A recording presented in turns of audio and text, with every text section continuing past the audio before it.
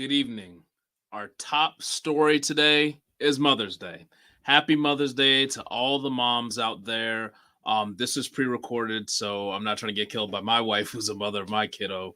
But happy Mother's Day. Happy Mother's Day to my mom. Rest in peace up there in heaven. Happy Mother's Day to all the mothers out there. Let's have a great day. Let's have a great show. Now that that's out of the way, our top story in the NFL today is Joe Burrow. There's been a lot of news about him this week, and it's all related to him starting to throw. We have more and more videos coming out showing that he is able to put a decent amount of zip on the ball. Now, it's not perfect. You could tell it's not fully there yet, but this new version of Joe Burrow, who's actually kind of bulked up a little bit, is starting to get the juices flowing. So we're going to talk about that on the show today. We're also going to touch on some really, really interesting comments from some NFC South coaches as it relates to some of the running backs in that division. There are some comments that are going to make you want to raise running backs in your rankings, but really kind of temper your enthusiasm for others based on what their coaches have been saying, and really just like picking apart the details, not trying to sleuth too much, but pretty obvious like how certain coaches feel about what their running approaches are. And I think it's going to impact our rankings of these players I'm going to talk about. That plus some rookie competitions from a quarterback standpoint. We're going to talk about all this news and how it's going to impact your fantasy team on Player Profiler today.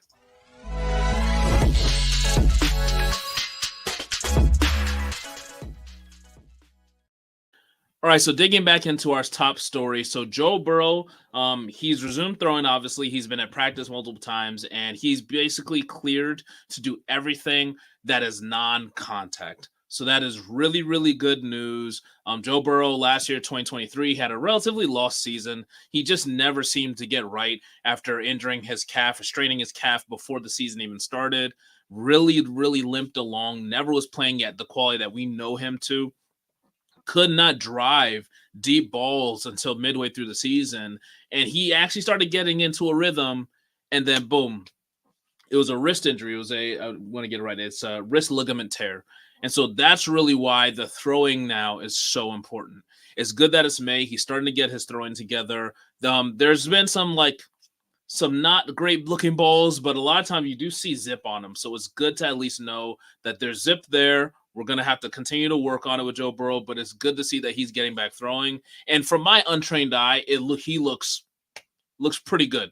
Looks pretty good for somebody coming off of that type of an injury. And like I said at the beginning, he also looks like he bulked up. So I don't know what his official weight is. Typically, at least on websites, it shows him at 215. Would not be surprised because he definitely looks more built up in the chest area, especially. Would not be surprised if he's going to weigh in closer to the 220 range, 222 range. And I think he's been working really hard to bulk up to really just knock us off of this injury narrative, which I wanted to dig into just a little bit. So there's a lot of people who continue to tell us that Joe Burrow is an injury-prone quarterback, and that's why he's just never going to ascend to that Patrick Mahomes level. And while I think Patrick Mahomes are still a massive gap between everyone else in the NFL, I think the injury narrative is significantly overblown. If you look at the list of his injuries, it looks like a lot, but you got to understand, I feel like some of them come in groups, and the groups are almost explainable. So I'm just looking at his injury history now, so I'm going to just share it with you guys. So the first injury you see in the NFL is ACL, MCL, PCL, knee meniscus tear. That all happened on one play at the end of his rookie season when they were playing the Commanders, and he just got crunched up, I think, by Chase Young and a couple other guys. He just got torn up, and everyone basically said that. I mean, offensive line we've known has been a significant problem, even their Super Bowl year for Freudian slip, for Cincinnati. It's been a significant issue for them, and that play was a very clear, we need to get him help because he literally tore his knee up. Every ligament was torn. And so that was a bad injury. But again, you could really chalk that up to just bad O-line play. The next couple of injuries, I think people see these and are like, man, he's super injury prone. But nearly all of them happened in the playoff stretch. And he ended up getting to the Super Bowl. So it clearly didn't impact him too negatively. So in December 2021, he had a finger dislocation. That was at the end of the season. January 2nd, these are in the playoffs now. He twisted his knee towards the end of a game against Kansas City. And then his last injury was a knee MCL sprain grade 2, but that happened literally at the end of the Super Bowl. So, yes, while those things are not nothing, He played through them and clearly played really well to get the team to the Super Bowl. And then really, this is probably the first season last year where you could say, man, just the injury bug got him. And it wasn't like a freak accident like the first year or relatively inconsequential injuries like the Super Bowl year. This was just lingering injury to begin the season, never got right. Once he started feeling better, another injury, just a lost season. I think we got to take all this with a grain of salt. To say that he is injury prone based off of what we saw last year and the injury list that he has, I think that's just a super played out, overblown narrative I've been seeing on all the big channels, and we got to stop it. Like, I don't think he's that injury prone. Like I explained, these groups, these injuries are coming in bunches, but they're really specific. So I think it's like kind of a lazy narrative to just say, yeah, he's injury prone because of blah. You really could explain nearly all of them away, including the Super Bowl injuries and the one from his rookie year because of the offensive line being so garbage until recently. So I think that he's back into like that top 7 quarterback situation. Now, I think so much depends on what's happening with T. Higgins. He obviously requested a trade, him and Trey Henderson, and Joe Burrow came out and said that he supports them in their efforts, but it's business as usual here. They got to keep it cooking. Joe Burrow's still going to be in that top 7 to 10 range, floating around the Anthony Richardson, Kirk Cousins, Jared Goff range, probably better than that, but like that's like I'd say the bottom of his floor. He obviously could be up into the top 3 if he's fully healthy. And I'm definitely buying into the dip on Joe Burrow. All right, so we're going to talk about a lot more news. There's stuff happening in the NFC South that I really want to dig into. So we're going to talk about that on the other side of this break. This episode is made possible by Underdog Fantasy, and Underdog Fantasy is the leader in best ball. When you go to join an Underdog Fantasy best ball draft, it fills very quickly. Especially now, it's Best Ball Mania season, baby. Best Ball Mania 5. I can't believe they're at Best Ball Mania 5 already. $15 million in prizes. They're giving out $15 million with $1.5 million to first. Playing in best ball leagues makes you better. It helps train you on player value and strategy. And Underdog offers a lot more than just best ball contests. They offer pick'ems. My new favorite, the golf pick'ems. But they have the NBA pick'ems, baseball pick'ems going on throughout the offseason. Hit the pick'ems, back to best ball, hit the pick'ems. So use promo code Underworld. Promo code Underworld gets you a 50% deposit bonus up to $250. So they've increased the maximum deposit bonus. It was $100. Now it's up to $125. When you get the Underdog app, use promo code Underworld and go draft your ass off. Go draft your ass off. Those are great words from the Podfather. Honestly, like, talking to the guys here, Player Profiler, experts across the industry, doing these best ball leagues does make you a better fantasy player and a better fantasy analyst overall because it's just practice. You're just getting in practice, and you're getting in practice with experts too. So this is the time of the year to start digging into that. I'm starting to get the juices flowing now too. So make sure you guys use code Underworld on Underdog. All right. Now, so digging into the NFC South running back. So the main headline of this first one is that I do think we have to temper our expectations of Rachaad White. I think that people saying that he is going to be a complete workhorse like he was last year, I'm starting to see cracks in that narrative. So there was a press conference this week with the running backs coach, Coach Skip Pete. And now, if you're a Tampa fan, please let us know in the comments what you think about him. Maybe his demeanor is a certain way. Maybe he just talks about his players in a certain way. But for me, looking at this press conference, I gleaned a lot of information from it. So these are some of the things that came out of him. And these are not exact quotes, but this is just generally the gist of what he was saying. The number one thing with Rachaad White when it comes to him improving is he must run with more authority in the run game. He cannot show hesitation in the run game. He has to run with violence.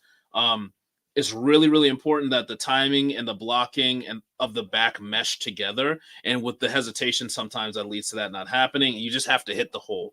Like a lot of times, he kept coming back to the same thing about hesitation, hitting the hole, hesitation, hitting the hole. And what he did talk about, because this was more of a discussion around Bucky Irving, who's the running back out of Oregon. It's kind of a smaller player, like 5'9", 5'10", 195. But Bucky Irving adds competition to the run game. He kept bringing that up. And he's going to have a chance to compete. He said that directly. Bucky Irving is going to have a chance to compete. And while, like Rachaad White, especially on this channel, this is a hard thing to say here, but Rachaad White was amazing last year. I think that there are so many indicators to show that he's going to have a significantly worse season than he did last year. Now, I don't think Bucky Irving is going to come and take his job, but of all these situations that I've seen this offseason, this is definitely one of the ones where I could see a rookie come in if they're doing the thing the coach wants them to do and take significant snaps away from a starter who we think is a workhorse. Can't see it as much in like Jacksonville or a place like that, but this seems like a place where it definitely could happen. So Rachaad White last year, he was number 4 in snap share, right? He's had the second most carries in the NFL with 272. And he still didn't get 1,000 yards rushing. That's kind of nuts. Like he was at 990, but still he played the full season and second in the league in carries and still didn't get that number. You compare that to a person like a Bijan Robinson who had a very similar yardage output, but had nearly 60 less carries. That's almost like that's more than like 3 games worth of carries in certain situations. Like that's incredibly inefficient. And the story with Rachaad White, it continues to be the same thing. Literally just one of the best in the NFL in the pass game. Like it's just completely natural hands, just knows what he's doing out there. When you put him in space, he can make things happen. But in the run game, he just continues to be inefficient. He's just so inefficient. His first year, he was at 3.7 yards per carry. And usually if you see a backup, because he was kind of backing up Leonard Fournette, their efficiency should be a little better, but that's still not great. And then this past year, 3.6 yards per carry. Just not amazing, man. Like it's tough when you're given a running back that much work and he is just not getting it done on the ground. Again, I think passing game, there's no contest. He's going to be that guy. But in the run game, the coaches are getting frustrated with that. You could see it when he was talking, Coach Skip Pete, that he just wants more from the down in, down out basis from the running back. Now, he's coached Todd Gurley, Zeke and Pollard. And again, like I say, he just sounds sick of the hesitation when you reference those older players and Rachaad White. He just wants the running back to hit the hole, put their foot in the round, and go. And that's where Bucky Irving comes in, because looking at his tape, while yes, I feel like the NFL draft community, especially like the analysts, are really like down on him because he ran such a slow 40 time being so small. But look at the tape. This is one of those guys, put on the tape, and what do you see? You see an explosive back. You see a back who's just surprisingly amazing through contact. To be like 5'10", 195, just a smaller player, he's not going to just go down easily. You're going to have to wrap him up. You're going to have to blow him up. But if you try to just arm tackle him, he's just running through that. He does not go down easy. He's relatively flexible. These are the notes I had when I watched this. Like, contact balance is crazy. That was the note I had. But he also could like squeeze through the smallest creases. But the biggest thing that this coach said was important to him, burst through the hole is nuts. Makes decisions quickly and goes. And so to me, this is a thing that you got to at least put in the back of your head when we're drafting. If you're drafting Rachaad White, just go ahead and throw Bucky Irving on your team. You don't know what's going to happen as far as a split goes, because if you have a running back who does what the coach wants to do, and I think sometimes as a fantasy community, we really want to overlook this based on the person we like. You really got to look at who the coaches like, what the coaches want, and who is the player doing the thing that they ask. Even if that person may not be as good, if the person does what the coach asks, they're going to play more because the coach wants to be right, and they want to put out the person who's going to make them look right. Bucky Irving, if the coach says you got to put your foot in the ground and go, and that's what Bucky Irving does, and Rachaad White is just not doing that, you're going to see Bucky Irving in on first and second down. And so, again, from a fantasy standpoint, I don't think that this is going to kill Rachaad White's value, but I do think the third-round discussions, him being a top 10 running back, I don't think that's happening this year, because I do think Bucky Irving is going to get closer to, like, the 40% snaps. And also just him plus a mix of, like, a Sean Tucker who gets to be healthier for a full season. Chase Edmonds is still there. Like, they have a lot of guys, and they do seem like they want to include more of them and not just give one guy 270 something carries. So because of that, the fact of just natural regression, you're not going to get that many carries again. The comments he made about Bucky Irving and how he's just made pretty negative comments about Rachaad White's hesitation when he hits the hole. And then also, you no longer have Dave Canales, who was just obsessed with giving the ball and pounding Rachaad White into the line of scrimmage that many times. all of those reasons are just telling me, like, I think Rachaad White's value has to come down. All right. Let's see. Next story. So the next NFC South running back I wanted to talk about is James Brooks. So y'all know he tore his ACL near the end of last season in college, but he was still the first running back drafted off the board. And I strongly agreed with that, because to me, I love Trey Benson, but it was clearly a 1 and 2 for me, with Jonathan Brooks being number 1, Trey Benson being number 2. Physicality and all the physical traits, I think Trey Benson has that, but there's so much just running back savvy that Jonathan Brooks has that truly, to me, like thinking where Dave Canales just came from, he used to be the OC for Tampa Bay, who we were just talking about with Rachaad White. Now he's a head coach of the Panthers. Jonathan Brooks is a better version of Rachaad White. He is a better version. He's really fast. He's probably not as natural as a hands catcher or natural as a pass catcher, but from a pure running standpoint, he just annihilates Rachaad White. Like, he is significantly better. You talk about putting your foot in the ground and going, always making the first defender miss, top end speed, great hands out of the backfield. Like, he is everything you want in a running back. He is significantly more powerful than people even assume. When he makes contact with the defender, he's driving forward too. So I think that there is an amazing opportunity for them. And this is what Dave Canales said. Jonathan Brooks is not participating in like the rookie minicamp yet because he's coming off the ACL. But he said it's still important to have the rookie know what the intent of the offense is, and the intent of the offense is to run the ball. So like we had just talked about with Rachaad White, they were second in the NFL, or he was second in the NFL in rushing attempts, that one guy. I don't think we're going to see that in Carolina, honestly, because of him coming off of an ACL injury, and he's not going to have like the full potential year that we're going to expect out of Jonathan Brooks in the future. But the way that they really focused on one player, I do think that there's upside, because there have been discussions that they want to build this offense around Jonathan Brooks. And we've seen what a Dave Canales offense looks like when you build it around one player. And Rachaad White had his career year last year. Like, if you think about it, so he obviously had 272 carries, which was second most in the league, but like just the passing is really where Jonathan Brooks may eat this year. So Rachaad White last year was 6th in targets, 4th in receptions, 1st in routes run from the running back position, and 3rd in receiving yards.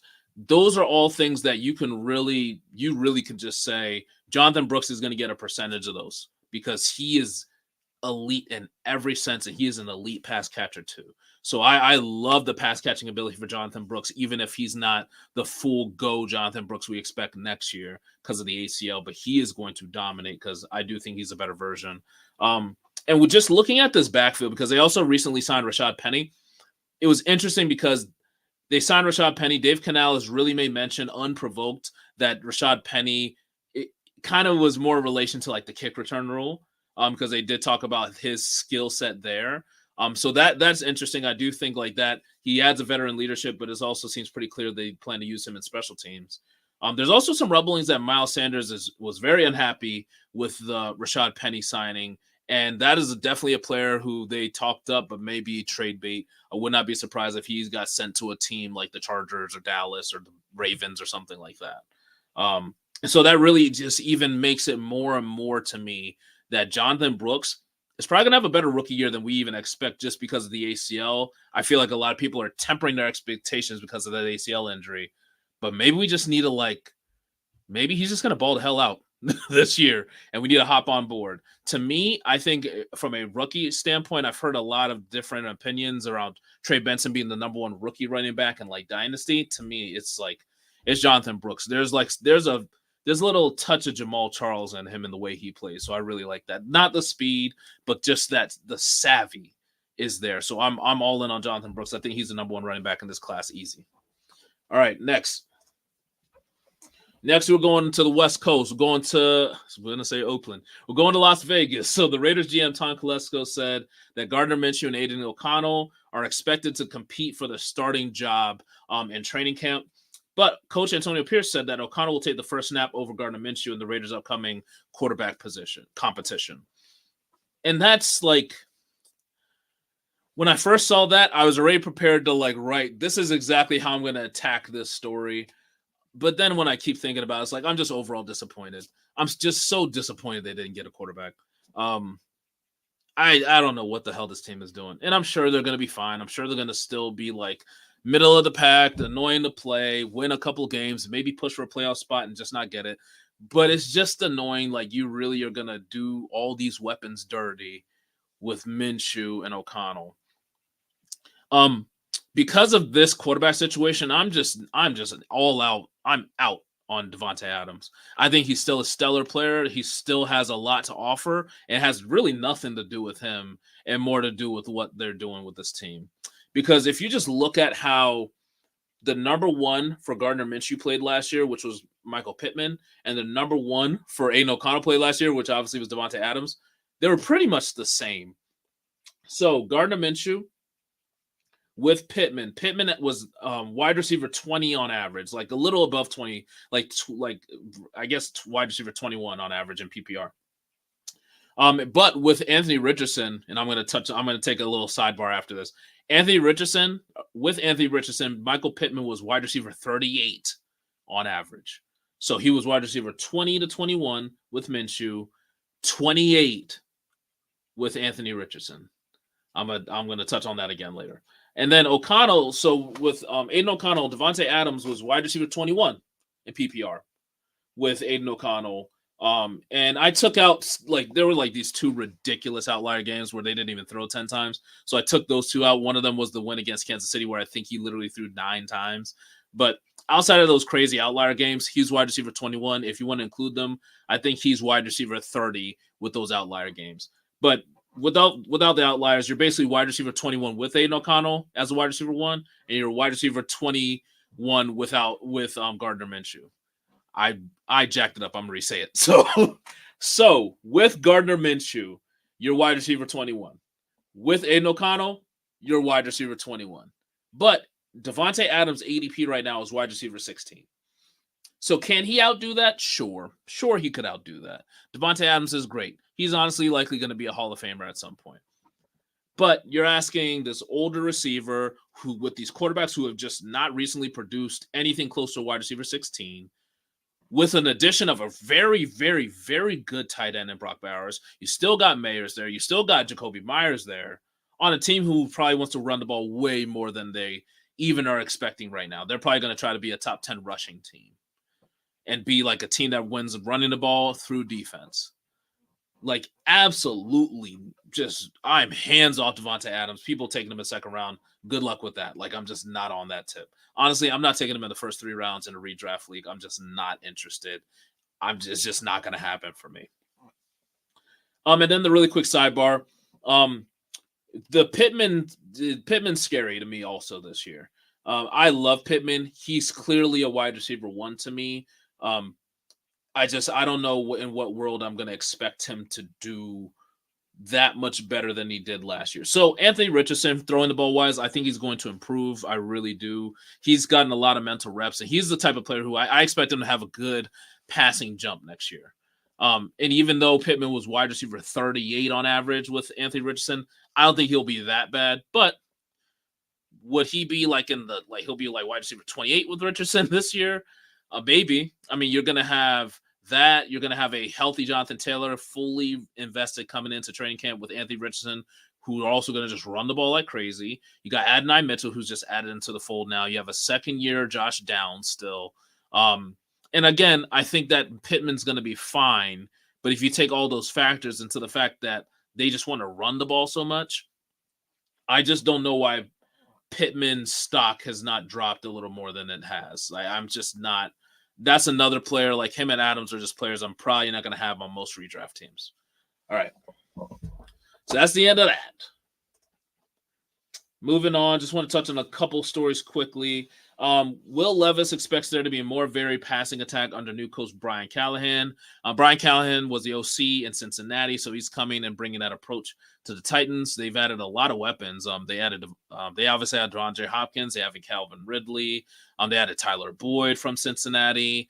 And obviously they added Tony Pollard from a backfield standpoint. They still got Chig Okonkwo as a tight end. So you would think, they're going to pass the ball a ton.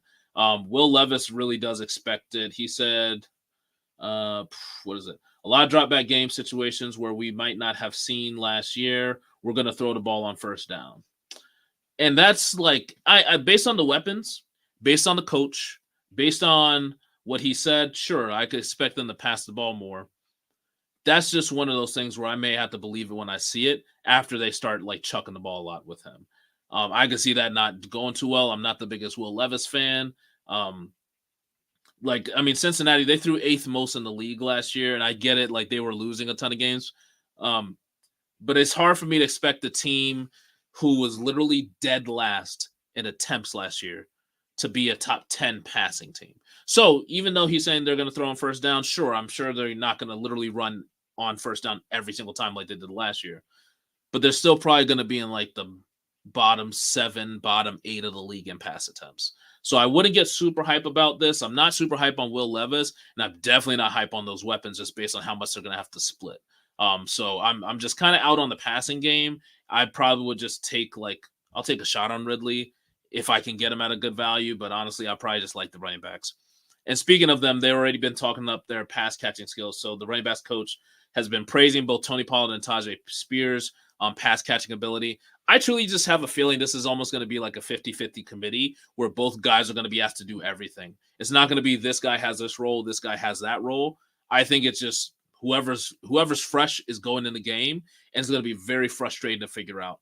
So whoever you get at a value, I'd rather take them in the Spears, Tony Pollard situation. But they should catch a decent amount of passes. Even though Will Levis traditionally doesn't throw the ball to his running backs that much, Brian Callahan's offense does call for that. Joe Mixon, we always see, has a ton of catches. When Piron was there, he gets a decent amount of catches too. So the running backs are part of the passing game. And so, again, I'm just going to take whoever's a better value out of those two guys. And maybe one of them, there's opportunity if one of these guys gets injured, the other one's going to go crazy. So I'm actually a fan of drafting these guys later.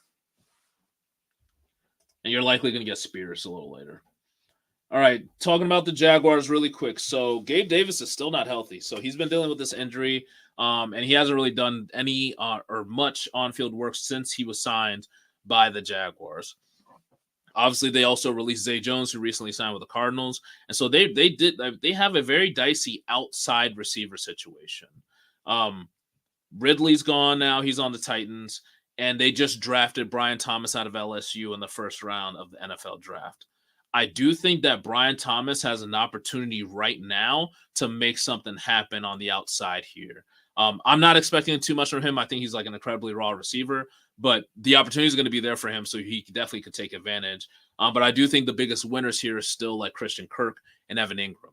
Now, Christian Kirk had a pretty bad season last year. I don't know. It feels like he had a better season than he did, but when you look at the numbers, it's just not that great. And so hopefully clearing some things up on the outside is going to help him out.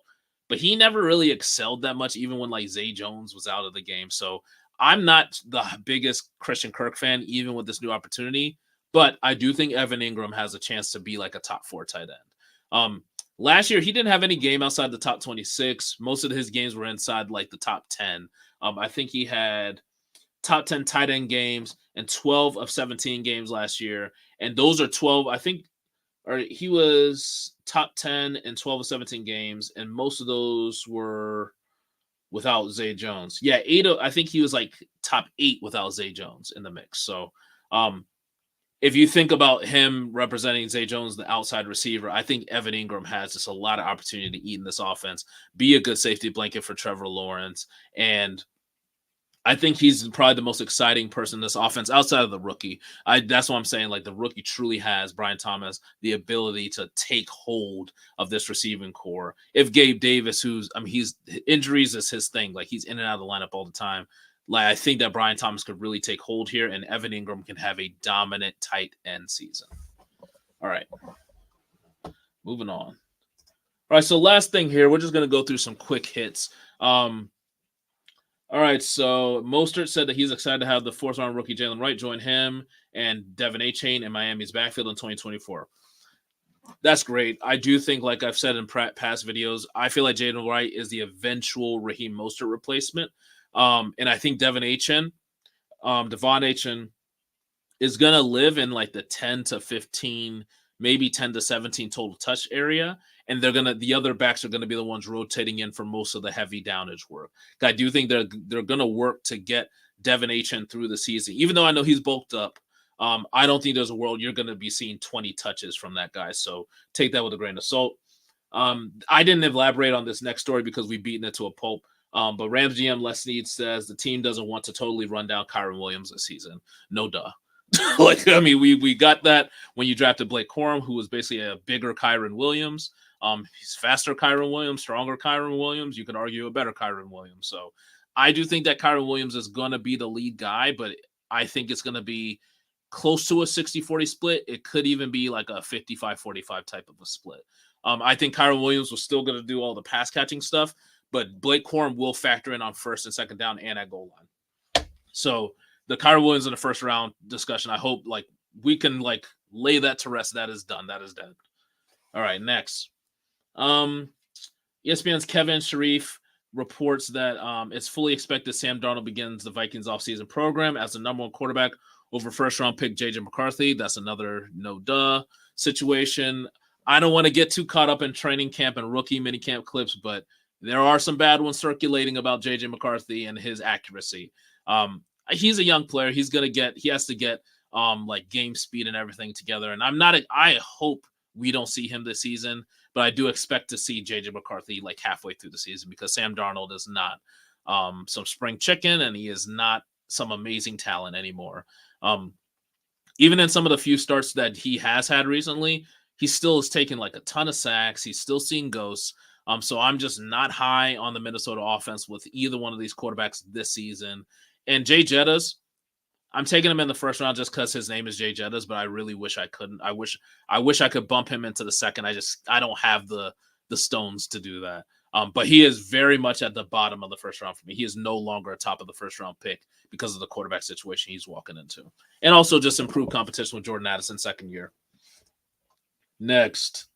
Bears Matt Eberflus announced Caleb Williams as a starting quarterback. Oh my gosh, no duh again. With so many no does. Yeah, so we all expected this. I do expect a great season from Caleb Williams. I do think it's going to be a roller coaster, though.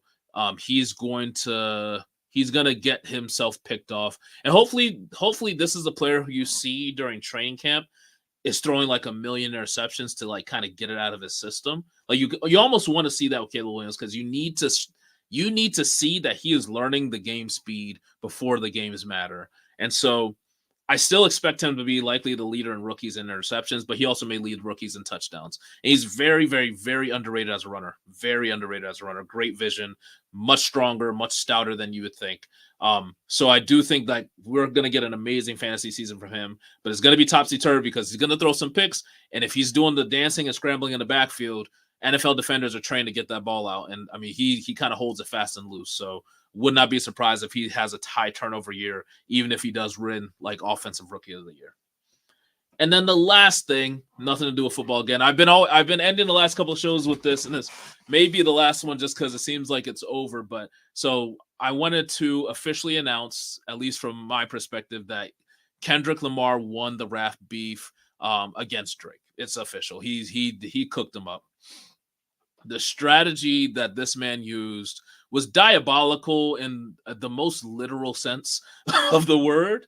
But tactically, it's something that truly will be studied at the Ivies. They are going to study this rap battle and for how it changed how hip hop operates. The way that Drake had this one song that was supposed to come out on, I believe it was a Friday night, Family Matters. That was his red button. That was his nuke that was going to shut everyone up and say he won the battle. Even at the end of the song, he even alluded to the fact that I won this, it's over.